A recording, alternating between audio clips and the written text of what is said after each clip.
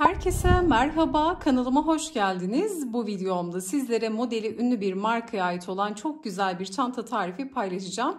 Bu çantayı isterseniz plaj çantası olarak kullanın, isterseniz günlük çanta olarak kullanın.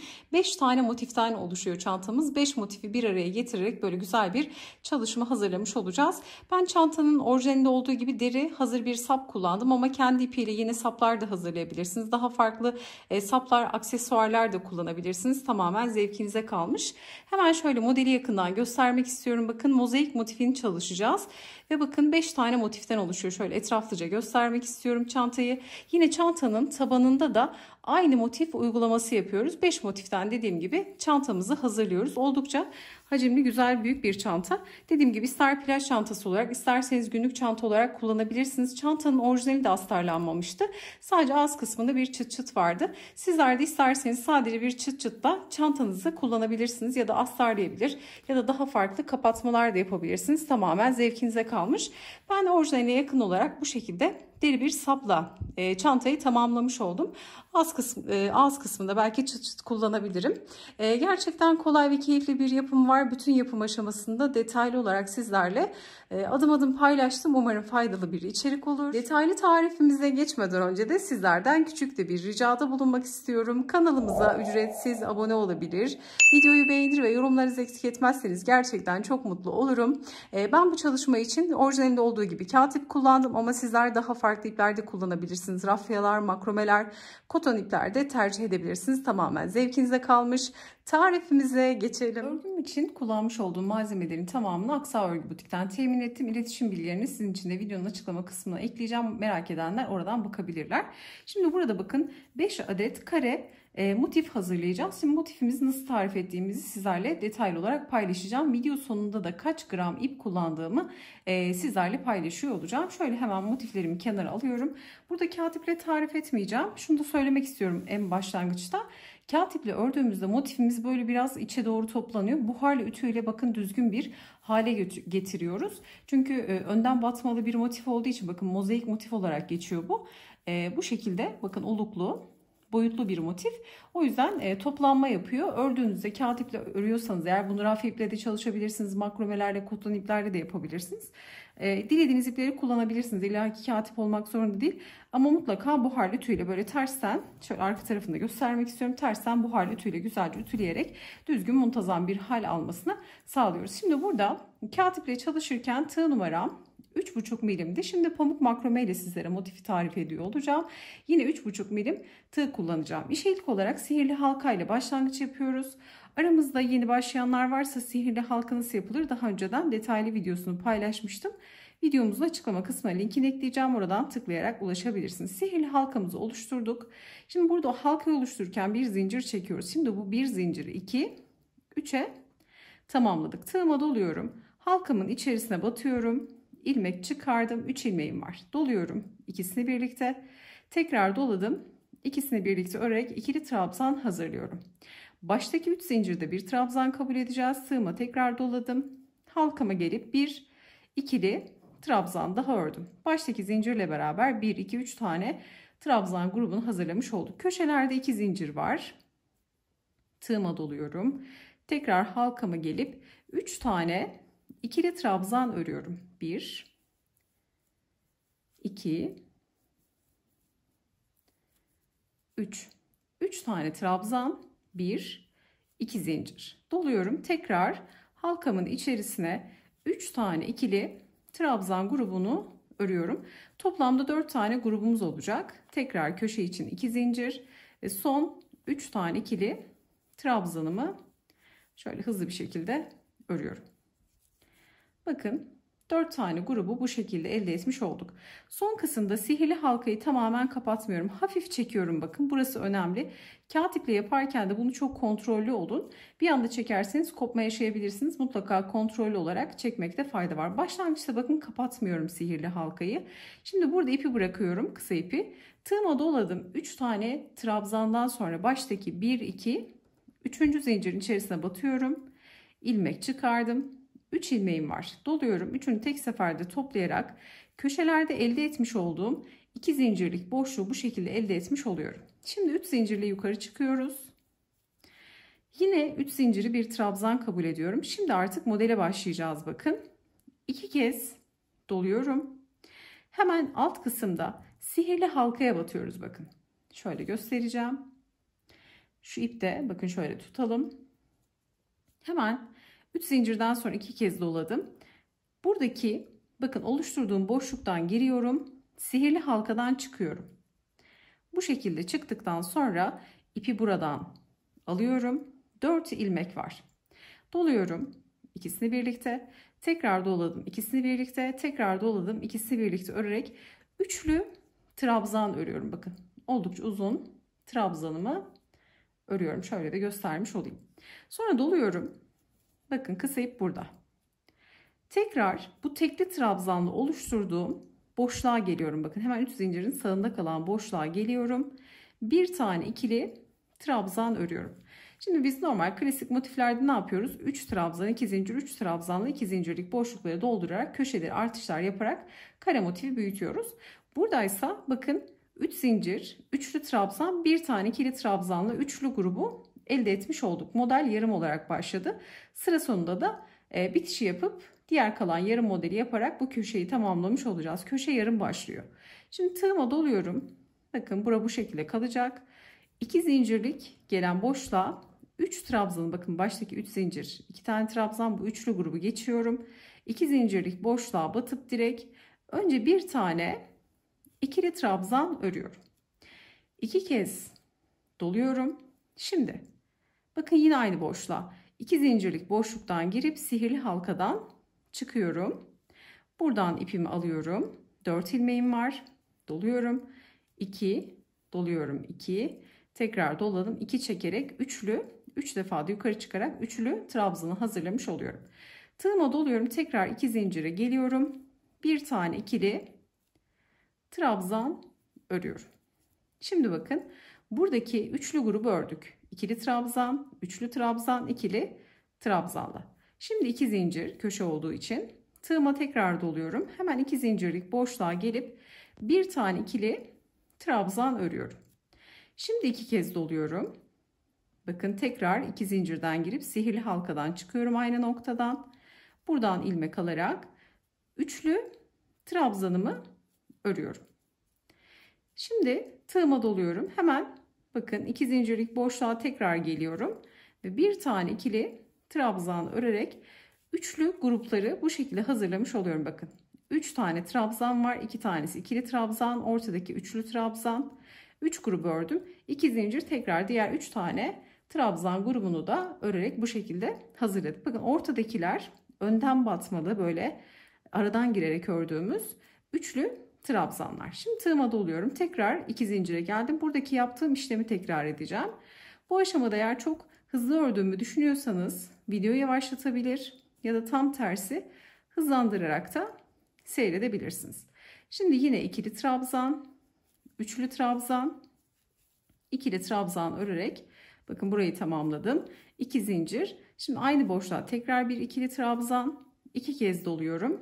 Tekrar 2 zincirden girip sihirli halkadan çıkarak üçlü trabzan grubunu hazırlıyorum. Doladım. Hemen tekrar 2 zincire ikili trabzanı örüyorum. Bakın çok kolay. Elinize aldığınız zaman sizler de mantığını çok rahatlıkla kavrayacaksınız. Bir diğer 2 zincire geldim. Yine aynı işlemleri tekrar ederek bakın hızlı bir şekilde sıramı tamamlıyorum. Geldim trabzanı ördüm. Hemen üçlü trabzanımızı örelim. Eliniz alıştığı zaman çok hızlı bitiyor. Ve geldim üçlü trabzan grubunu tamamladım. Şimdi başlarken yarım yapmıştık. Şimdi de diğer yarısını yapacağız. Tığıma direkt doluyorum. Bakın ara geçişlerde zincir yok. Tığıma direkt doladım. Başladığım tekli trabzanla oluşturduğum 2 zincirlik boşluğa batıyorum. Önce bir tane ikili trabzan. 2 kez doluyorum. 2 zincirlik boşluğa girip sihirli halkadan tığımın ucunu çıkarıp buradan ipimi alıyorum. Üçlü trabzanla yukarı çıkıyorum. Doladım. Aynı boşluğa gelip bir ikili trabzan daha örerek bakın köşeyi tamamlamış oldum. Sonra tığıma doluyorum ve baştaki 1 2 3. zincire batıp ilmek çıkardım. 3 ilmeğim var. Doluyorum. 3'ünü tek seferde toplayarak köşelerdeki elde etmiş olduğum 2 zincirlik boşluğu elde etmiş oluyorum. Şimdi burada kalalım. Ne yapıyorum burada? Geliyorum hemen sihirli halkadan kalan kısa ipi. Şimdi bu aşamada çekiyorum. Bakın ikinci sırayı ördükten sonra bu ipi kontrollü bir şekilde çekmekte fayda var. Eğer kağıt ipi bir anda çekerseniz kopma yaşarsınız. Mutlaka kontrollü bir şekilde yavaş yavaş çekerek orta kısmı kapatabildiğiniz kadar kapatabilirsiniz. Sonra ipi arka tarafta şöyle bir zincirle kilit yapıyorum. Sonra da ipi gizlemiş olacağız. Şimdi motifimize dönelim. Motifin iki sırasını tamamladık. Şimdi tekli trabzanla köşedeki iki zincirlik boşluğu elde etmiş olduk. Yine aynı işlem, hep aynı işlemi yapacağız. 1, 2, 3 zincirle yukarı çıkıp 2 kez dolayarak hemen oluşturduğumuz iki zincirlik boşluktan girip bir alttaki boşluktan çıkacağız. Önce sihirli halkadan çıkıyorduk bakın. Şimdi artık buradaki iki zincirlik boşluğa batıyorum tığımla. Hemen altındaki boşluktan çıkartıyorum. Köşelerdeki hep iki zincirlik boşlukları kullanacağız bu köşe artış noktalarında. 2 kez doladım. Hemen alttaki iki zincirlik boşluktan batıp bir alttaki boşluktan çıkarttım tığımın ucunu. Buradan ilmek alıp hemen üçlü trabzanımı ördüm. Sonra hemen geliyorum arka tarafta bakın. Buradaki tekli trabzan boşluğuna bir kez daha batıp bir ikili trabzan daha örüyorum. Üçlü grubu elde etmiş olduk. Şimdi normal klasik hanım dilendi, bey beğendi motif mantığının birebir aynısı. Tığıma doluyorum. Şuradaki bakın zincir, üçlü trabzan, ikili trabzan, bu üçlü grubu geçiyorum. Aradaki boşluğa batıyorum. Aradaki boşluğa battım. Önce bir tane ikili trabzan. Şimdi iki kez doluyorum. Altta atladığımız 3 tane trabzanımız vardı. Bakın bunun tam ortadakine batış yapacağız. Özellikle bakın şöyle göstermek istiyorum. 3 zincir, ikili trabzan, bir diğer ikili trabzan. Biz tam şu ortadaki trabzana batış yapmış olacağız. 2 kez doladım. Hemen altındaki üçlü trabzan grubunun ortada duran trabzanına önden batıyorum. Sağ geniş boşluğundan girip sol geniş boşluğundan çıkarak buradan ilmek çıkardım. Biraz da esnetiyorum. 2 2 2 şekilde üçlü 3 kez yukarı çıkarak üçlü trabzanı hazırlamış oluyorum. Tığıma doluyorum. Bakın ikili trabzanı ördüm. Ara boşluğa tekrar geliyorum. Bir ikili trabzan daha örerek üçlü trabzan grubunu bu şekilde elde etmiş oluyorum. Sonra tığıma direkt doluyorum. Bakın geçişlerde hiç zincir yok. Şu düz kısımlarda hiç zincir yok. Sadece köşelerde 2 zincir çekiyoruz. Şimdi tığıma doluyorum. Buradaki üçlü trabzan grubuna geçtim. 2 zincir geliyor. Hemen 2 zincire bir tane ikili trabzan. 2 kez doluyorum. Hemen 2 zincirlik boşluktan girip bir alt sıradaki 2 zincirlik boşluktan tığımın ucunu çıkartarak buradan ilmek alıyorum ve üçlü trabzan grubunu örüyorum. Artışlarda bu aralara batıyoruz. Örerken de şimdi bakın bir üst sırada artık bu üçlü trabzanları kullanıyor olacağız. Şimdi geldim tekrar bir trabzan daha. Bakın üçlü grubu tamamladım. Şimdi köşe olduğu için 2 zincir. Tığıma doluyorum. Geldim. Aynı boşluğa bir ikili trabzan. 2 kez doluyorum. Yine 2 zincirden girip alttaki 2 zincirden çıkıyorum. İlmek çıkardım. Üçlü trabzanımı ördüm. Doladım. Hemen tekrar aynı boşluğa gelip bir ikili trabzan daha örerek köşedeki noktaları bu şekilde hazırlamış oldum. Şimdi doluyorum. Bakın üçlü trabzanı geçtim. Ara boşluğu kullanıyorum. Hemen bir tane ikili trabzan. 2 kez doluyorum. Altta bulunan bakın atladığım 3 tane trabzan var. Birinciye değil ikinciye. Hemen şöyle ikincinin gövdesinden batıyorum. İlmek çıkarıp üçlü trabzan grubunu örüyorum. Doladım. Ara boşluğa tekrar gelerek kalan ikili trabzanımı örüp buradaki üçlü trabzan grubunu elde etmiş oluyorum. Şimdi köşelerde de burada yaptığım işlemleri yaparak sıra sonuna kadar gelelim. Hemen bitiş ve başlangıcı tekrar paylaşalım. Sıra sonuna yaklaştık. Bakın buradaki grubu ördük. Tığıma doluyorum. Şimdi tekli trabzanla oluşturduğumuz son boşluğumuza geldik. Modelin yarısını yapmıştık. Şimdi tekli trabzanla oluşturduğum boşluğuma gelip önce bir tane ikili trabzan, 2 kez tığıma dolayarak 2 zincirlik boşluktan giriyorum. Alttaki boşluktan çıkıyorum. Hemen buraya bir üçlü trabzan doluyorum. Hemen aynı boşluğa bir ikili trabzan daha. Şimdi bakın motif sırası bitti. Birleştirme yapıyorum. Tığıma doluyorum. Bitişte ne yapıyoruz? Baştaki 1 2 3. zincirin içerisine batıp ilmek çıkardık. 3 ilmek var. Doluyorum. Üçünü tek seferde toplayarak motifin sırasını tamamlamış oldum.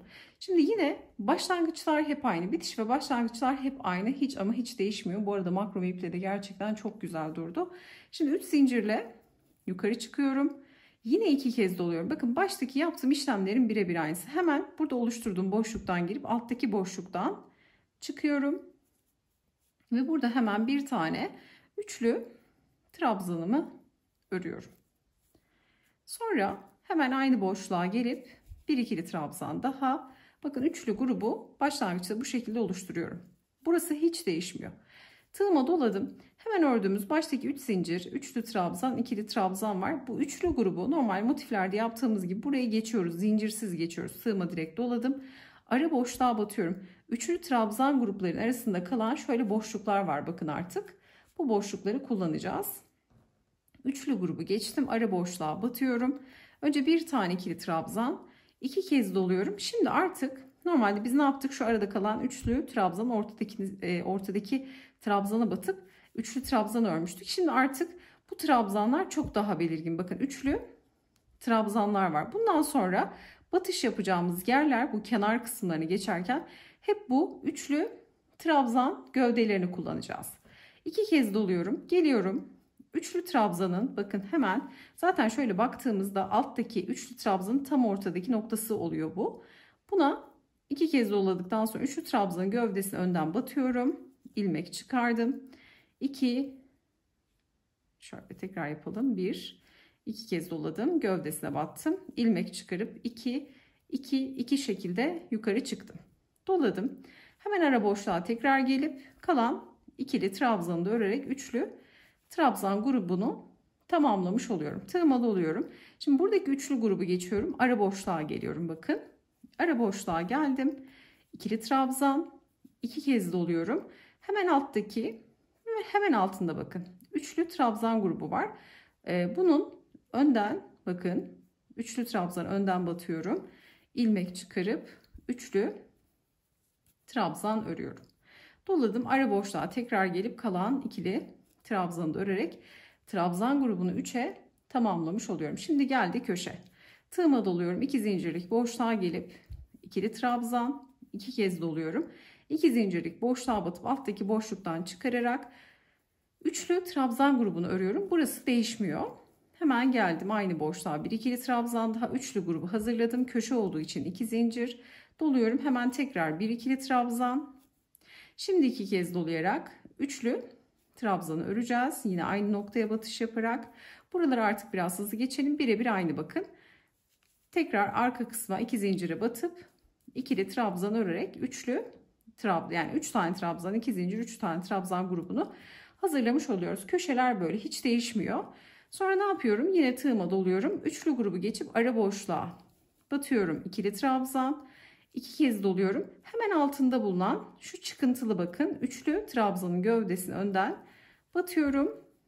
Üçlü trabzanla yukarı çıkıp hemen ara boşluğa bir kez daha batıp ikili trabzanı örüyorum. 2 tane trabzan, ortada da bir tane üçlü trabzanla üçlü grubu bu şekilde hazırlamış oluyoruz bakın. Bitiş ve başlangıç tamamen aynı. Umarım motif mantığı anlaşılmıştır. Bu aşamada eğer motif kısmını anlayamadıysanız yeni başlayanlar için söylüyorum. Bu motif için bireyselde çok güzel bir detaylı video paylaşmıştım. O videonun linkini de aşağı açıklama kısmına eklerim. Orada renkli renkli paylaşmıştım. Renk değişimini de merak ediyorsanız bu motifte renk değişimi nasıl oluyor? O motif tarifinin linkini de videonun açıklama kısmına eklerim. Mozaik motif olarak oradan da bakabilirsiniz. Şimdi bu şekilde motifimizi büyüteceğiz. Bitiş ve başlangıçlarda tamamen aynı olacak. Şöyle bakın arka tarafına da bakalım. Başta söylemiştim. Kağıt iple çalışırken motif böyle çukurlaşıyor, tabak gibi oluyor, toparlanıyor. Bu sizi korkutmasın. Buhar ütüyle güzelce tersinden bakın tertemiz bir çalışma oluyor. Ütülüyoruz. Bitirirken de 2 zincir çekip ipimizi kopartıp bağlıyoruz. Şimdi bu şekilde 5 tane motife ihtiyacımız var. Şimdi burada kaç sıra ördüm? Hemen bunu söylemek istiyorum. Burada motifimi 11 sıra olacak şekilde ördüm. Bakın şöyle boşlukları saydığınız zaman rahat anlaşılıyor. 1, 2, 3, 4, 5, 6, 7, 8, 9, 10, 11 sıra ördüm. 2 zincirlik boşlukları sayabilirsiniz ama karmaşık gelirse yine kolay bir sayma yöntemi de şu 2 zincirden sonra gelen üçlü trabzan grupları var bakın böyle. Bunlardan şöyle 1, 2, 3, 4, 5, 6, 8, 10, 11 tane olana kadar ördüm. Bu şekilde motifimi hazırladım. Sizler 5 tane eşit sayıda olacak şekilde motifinizi hazırlayacaksınız. Bazen aynı ipi, aynı tığ numarayı kullansak dahi verdiğim ölçüler sizin ölçünüzden belki biraz az, belki biraz fazla olabilir. Hatta bazen ipe göre gramaj da fark edebiliyor. Bunu da belirtmekte fayda var. Şimdi motifimi ölçtüğüm zaman çapı bakın 27 santime 27 santim ölçüsünde kare motifler elde etmiş oluyorum. 27 santim benim için yeterli bir ölçü.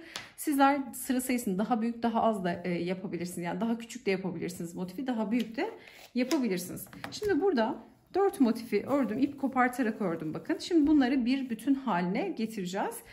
Son motifte bakın ipimi kopartmadım çünkü birleştirme yapacağız. Önce gövdeyi birleştireceğiz. Sonra tabanı yerleştirip çantamızın ağız kısmını örerek sapları da yerleştirip çalışmayı bitirmiş olacağız. Gerçekten kolay bir çalışma olacak. Şimdi hemen birleştirme kısmına geçelim. Motif tarifini makrome iple yaptım ama birleştirmeyi ve diğer kalan kısımları kağıt iple öreceğim. Kağıt iple de bu aşamada nasıl ördüğümü de detaylı olarak görmüş olursunuz. Şimdi burada bakın uç kısımda bıraktım. Son tekli trabzanla bakın burada bekledim. Son sıramı ördüm. Buharlı ütüyle güzelce parçalarımı ütüledim. Şimdi alıyorum bir tanesini.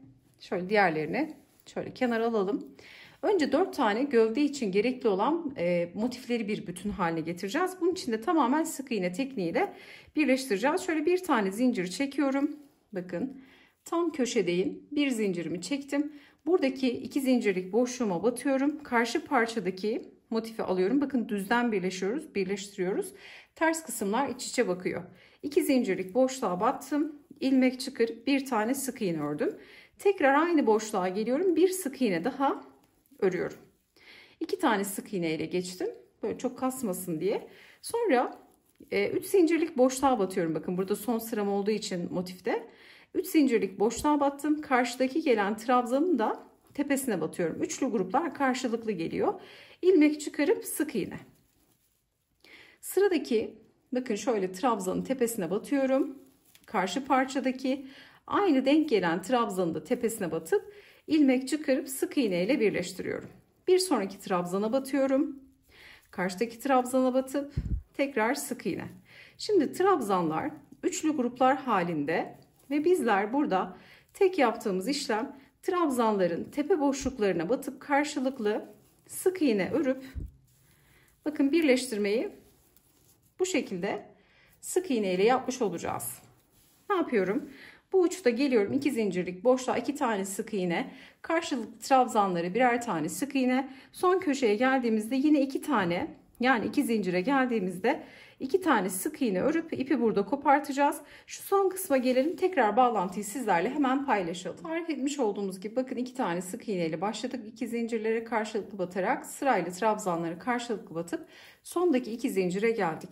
Şimdi bu noktaya da 2 tane sık iğne örüyorum 2 zincirlik boşluğa. 2 tane sık iğneden sonra şöyle bir tane zincirimi çekiyorum ve ipimi yeteri kadar kesip direkt ilmeğimden çıkartıyorum. Bu çantamızın tepe kısmı olacak. Bakın burası şu kısım ağız kısmı. Şimdi bir diğer motifimi alıyorum. Hemen aynı işlemle bakın şöyle bir zincirle bir ilmek oluşturuyorum. Hemen bir zincirle bir ilmek oluşturup karşılıklı biraz önce yaptığım işlemin birebir aynısı. 2 zincire karşılıklı batıyorum. Şu kısa ipi de şöyle araya alalım. 2 tane sık iğne örüyorum öncelikle 2 zincirlik boşluğumuza. Sonra gelen trabzan noktalarına karşılıklı sık iğne örerek, çünkü sayılar eşit bakın. Trabzanlar aynı sayıda olduğu için karşılıklı sayımız eşit gelmiş olacak. Şimdi bu şekilde 4 motifi bakın 1, 2 motifi birleştirdim. 3. motifi dahil ediyorum. 4. motifi de birleştirirken şöyle göstereceğim. 4. motifi de birleştirdik. 4 ve 1. motif açıkta kalacak. Burada da yapacağımız işlem birebir aynı. Sık iğne ile başlayıp tekrar bunu da böyle bir bütün haline getirmiş olacağız.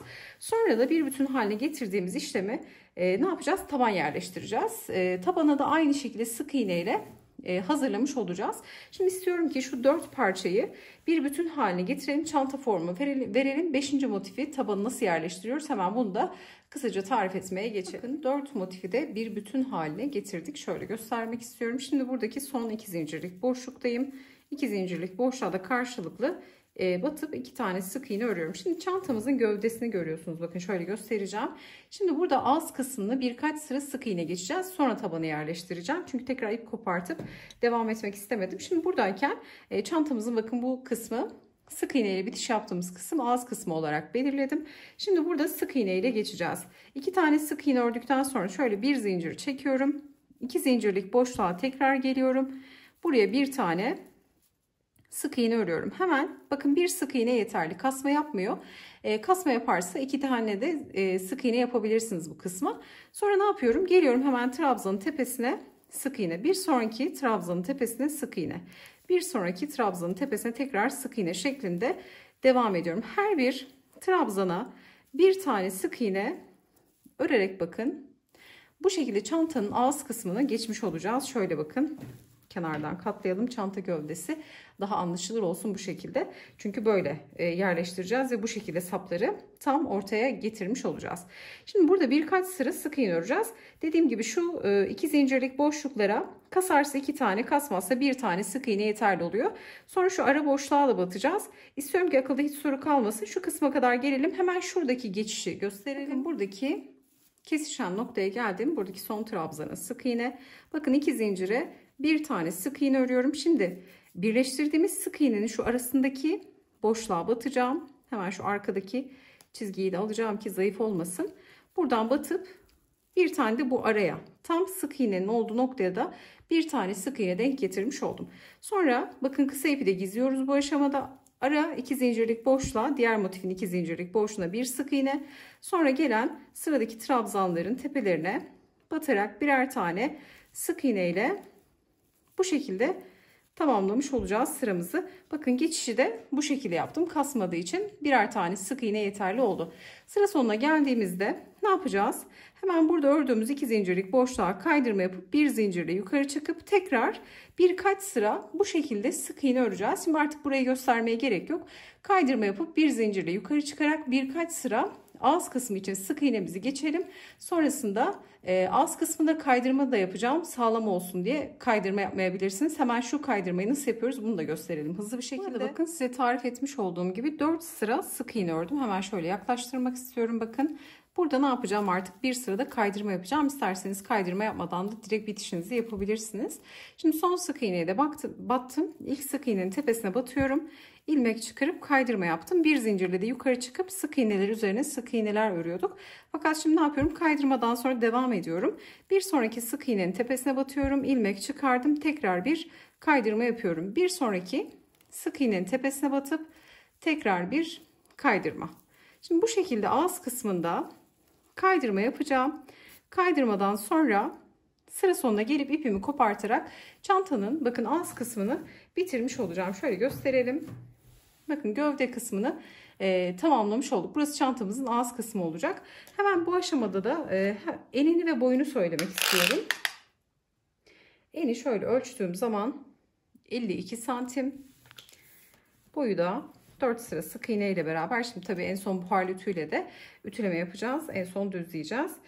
Bu aşamada da boyu 29 santim, yani çantamızın yaklaşık derinliği 30 santim olmuş olacak. En sonunda artık tabanı yerleştireceğiz. Şimdi kaydırmalarımızı bitirip ipi burada kopartalım ve burada 5. motifi buraya nasıl yerleştiriyoruz hemen bunu da sizlerle hızlı bir şekilde paylaşalım. Çantamızın ağız kaydırmasını bakın bu kısmı tamamladık. Çantamızda artık ağız kısmı ile bir işimiz kalmadı. En son buharlı tüyle ütüleyip sapı yerleştirip bitireceğiz. Şimdi artık son 5. motifimiz var burada. 5. motifi yerleştireceğiz. Burada bakın motif zaten köşeleri oturuyor. 4 tane kenar var. Bu tabanda da bakın 4 kenar, yani 4 motif 4 kenara rahatlıkla oturmuş olacak. Şimdi ne yapıyorum? Yine ipimi şöyle alıyorum. Bir zincirle bir ilmek oluşturarak başlangıcımı yapıyorum. Şimdi burada hemen şöyle motifi alıyorum. Bakın istediğiniz bir köşeden başlayabilirsiniz. Hemen köşedeki 2 zincirlik boşluktan batıyorum. Karşıdaki 2 zincirlik boşluğa da batıyorum. Bir tane sık iğne örüyorum. Şimdi burada bir tane sık iğne yeterli. Çünkü bu taraftaki motifi de birleşeceği için burada bir tane sık iğne yeterli. Sonra ne yapıyorum? Gelen trabzanlara şöyle kısa ipi de araya alıyorum. Karşılıklı batarak kenar kısımda, yani şu aşamada yaptığım işlemin Birebir aynısını yapacağım. Fakat bu kez nasıl yapacağız? Bakın bir bütün halinde bu kenarı birleştireceğiz. Geçiş yapıp dört kenarı da tamamen yerleştirerek motifi tamamlamış olacağız. Şimdi trabzanları karşılıklı batıyorum bakın. Sık iğneler örüyorum. Burada önemli olan şu geçiş kısmı. Bakın bu uçtan şöyle yapalım, daha net görünecektir. Buradan başladık motifi yerleştirmeye. Hemen şuradaki geçişi sizlere gösterelim. Burada son trabzana karşılıklı battıktan sonra 2 zincirlik boşluğa geliyorum. Diğer 2 zincirlik boşluğa batıyorum. Sık iğne. Sonra şu arada bakın ördüğümüz sık iğneler vardı. Bunu şöyle gövdesine batıp tekrar 2 zincirlik boşluğa batıp hemen buradaki kesişen noktada bakın şurada da bir bağlantı sağlıyorum tabana. 2 zincirlik boşluğa batarak bunu yapıyorum. Hemen diğer 2 zincirlik motifin boşluğu geliyor. Buna batıyorum. Tekrar 2 zincire batıp tabandaki motife batarak 3 tane batış noktamız oluyor bakın. Bu şekilde geçişi yapıyorum. Sonra ne yapıyorum? Tamamen aynı işlem. Trabzanlara karşılıklı batarak sık iğneler örüyorum. Zaten dediğim gibi sayılar eşit geliyor. Geçişte de bu şekilde bakın birer tane sık iğne örüyorum. İki zincirlik boşlukları, bir de kesişen noktayı örüp tabanda bakın 3 tane sık iğne örmüş oluyoruz. Geçiş noktasında bu şekilde tabanı yerleştireceğiz. Tamamen tarif etmiş olduğumuz gibi tabanı yerleştirelim. Sonrasında ne yapacağım? Deri saplarımı yerleştireceğim. Hemen onları da göstermek istiyorum. Bakın sapın şöyle delikleri var. Netleştirmek istiyorum. Bakın bu deliklerden etamin iğnesiyle iç tarafta kalacak şekilde saplarımı da yerleştireceğim. Çantanın orijinalinde de astar yoktu. Sadece deri kısmında bakın buradan birleştirilmişti sap ve çıt çıtları vardı sapın üzerinde. Orijinalinde öyleydi. Ben de direkt sap yerleştireceğim. Sizler isterseniz bu çantayı astarlayabilir. Ağız kısmında çıt çıt fermuar, dilediğiniz aksesuarları, kapatmaları kullanabilirsiniz. Çantayı şimdi tarif etmiş olduğumuz gibi bitirelim. Sapımızı da etamin iğnesiyle delikleri sayesinde çantamızı içeriden yerleştirerek dış kısmında deseni bozmadan sapı da yerleştirip artık son bitmiş halini hemen hızlı bir şekilde sizlerle paylaşalım. Çantamıza sapımızı da yerleştirerek tamamlamış oldum. Toplamda çantam için yaklaşık 650 gram kadar katip kullanmış oldum. Tarifimiz de bu şekildeydi. Umarım sizler de beğenir ve denersiniz. Yapacak olanlara kolaylıklar diliyorum. Videomuzu beğenmeyi, yorum bırakmayı, kanalımıza abone olmayı unutmayın. Bir sonraki videoda görüşünceye dek hoşça kalın.